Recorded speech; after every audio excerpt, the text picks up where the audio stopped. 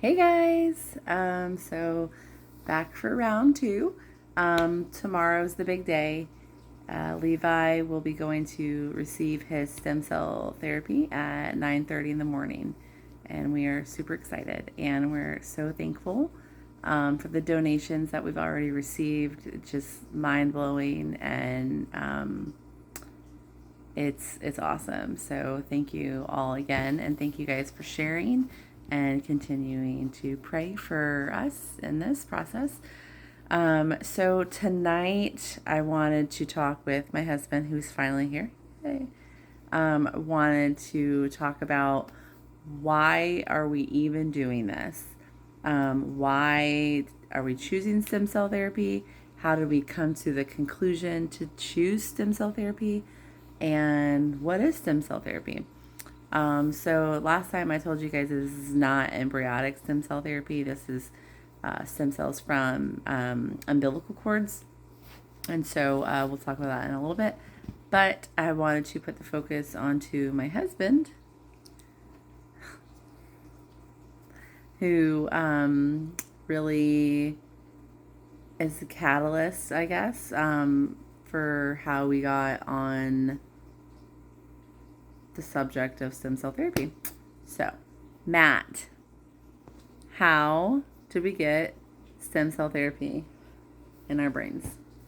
Well, it's it's a long story, but in short, it's hard being a dad that has a child that has special needs, and it's especially hard when you're a dad that goes out to sea and it lives in a military structure, because you want to emulate those things that you've seen successful in other young men or women, and you know that there's the importance of like structure, discipline.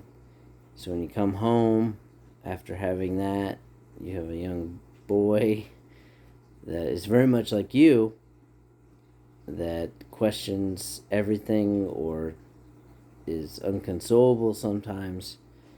It gets exhausting. And sometimes that exhaustion cannot be articulated with anyone that understands because, as most military folk know, you gravitate towards people that understand you, which is why a lot of vets hang out. So I went to talk to a dear friend, Rocky Mobley. He just is one of the great friends in our lives, and he had a grandson, who suffered through some of the same challenges Levi did, and his daughter decided that she was going to go get stem cells, and they flew out to Arizona.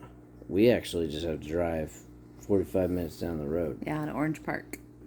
So I heard him say these things. I asked him where the stem cells came from because I know that stem cells are a very controversial issue.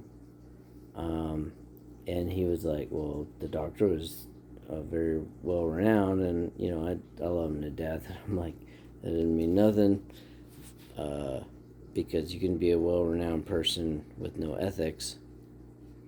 But then I found out that there was a doctor close, because once I brought it up to Sam, she Googled, searched it. Researched it. So, we have Matt and I are both still in college right now. He's finishing up his bachelor's, I'm finishing up my master's. So, we both have access to the library systems. And so, I hopped on to the university and just started pulling up journal articles and joining Facebook groups and just researching to like no end and wanting to know what people are saying about this therapy. Where is this therapy coming from? What are the results? And so, kind of backtracking to the day that Matt went to go talk to Rocky, you know, in 10 years, like it's been a roller coaster ride. And this was another one of those roller coasters. And it was not a smooth part. We were kind of on our knees that day, and we both reached out to 2 different people just asking for prayer, and it was rough. And so when Rocky brought that up, I was like, well, why has nobody ever mentioned that to us, and let's just do a little bit of research. And our minds were kind of blown. So what is stem cell therapy? Well, stem cell therapy, the ethical source, that they're donated umbilical cords. They use the blood from an umbilical cord. They use the inner cell lining of the umbilical cord from donated, right? As they are able to harvest certain cells, those stem cells, they're actually like just amazing. God created this beautiful system, and they are able to activate things that weren't previously activated to inspire growth. And more importantly, these stem cells, they target things that are going wrong in the body, like inflammation, arthritis, failing stuff. And when they go, it's like a reset. And and additionally, they only stay in your system for like 6 months. Yeah, like From 6 to 8 months. 6 to 8 months. So those stem cells don't continuously do the thing. It's a limited time, but it's not covered by insurance. Yeah. It's Well, not. and It's and not then even a those like preferable science. yeah, and so those 6 to 8 months that those stem cells are in his body, they're there to regenerate his cells. Like to say, Right. essentially, like a wake up, like, hey, you guys aren't doing your job, wake up, like, this is what you're supposed to be doing. And then his cells, are, in turn, will react and respond and say, oh, okay, well, this is what we're supposed to be doing. And so we reached out to a doctor who, we'll have to do another video on that in itself. But we reached out to a doctor in Jacksonville, and this is his mission. This is his passion, him and his wife. He is a plastic surgeon by trade, but stem cell therapy for kids with autism and even other adults he has seen tremendous results. Right. And we bought his book because him and his wife wrote a book. And as we're reading it, we're like, this is us. Yeah. And then we talked to him on the phone for a consultation. And we talked about some of our issues and some of the challenges that we've had. And he was like, oh, I know. Yeah. And then even as a medical doctor, not being able to, because he wasn't always a plastic surgeon. He's a vet too. And he was denied access at some point to his kid's own charts because the system that's developed has some consequences. But once we read his book, talked to him, we realized that he has our best interests in mind. He has the same concerns that we do. They live a similar lifestyle. They had the same challenges, and probably greater to a degree, because we both had multiple children. We have 4, they have 3. And, it's hard to balance those, your other kids when this one kid absorbs all your time. And then there's times where, like, that resentment could even grow, but you don't want that resentment to grow because you love your child. So when we researched him, researched the science, researched the benefits, we decided that this was the path that we were going to go. We prayed about it, and it just kept popping up. Yeah. All these things just kept pointing towards that this is okay. Yeah. And, as we go tomorrow, we know that even the people we're talking to at his practice are just so accommodating. Yeah. They understand the challenges. Yeah. And so prior to even making the decision, the Dr. Weiss was like, well, let's see what's going on in his brain that's causing, that may be causing, any issues. And so we went and did he had labs, panel. Yeah, blood panel, checking for, just inflammation in the brain. And there was quite a bit. There was a lot of inflammation. And so that inflammation in his brain is preventing his responses.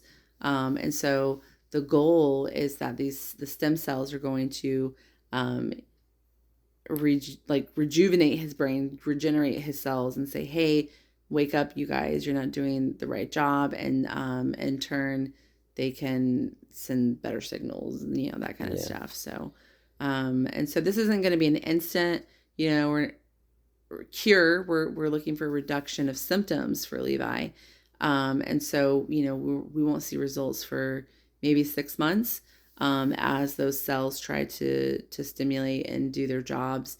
And it's a very simple procedure. He is just going in for an IV.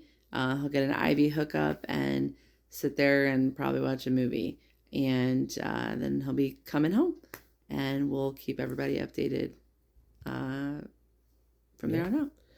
And we just look forward to sharing with you how he grows and develops through that, because we have every reason to believe that he'll have a reduction just in the negative aspects of his quality of life, and our in the family's quality of life, and we can get him off all these pharmaceuticals, because he's on a plethora of those things, and we know that those things they have benefits, but they also have consequences of those benefits. And our prayer is that these stem cells alleviate those things. We can draw him off those meds, and then maybe just by controlling his diet, we can have a good quality of life with him, where he can be happy and thrive. Yeah. He's super artistic and loving, but he can go 0 to 60. Yeah. And that causes some turbulence, which affects everybody. And we just want to alleviate that turbulence. We want some laminar for you science nerds. But yes, you didn't know.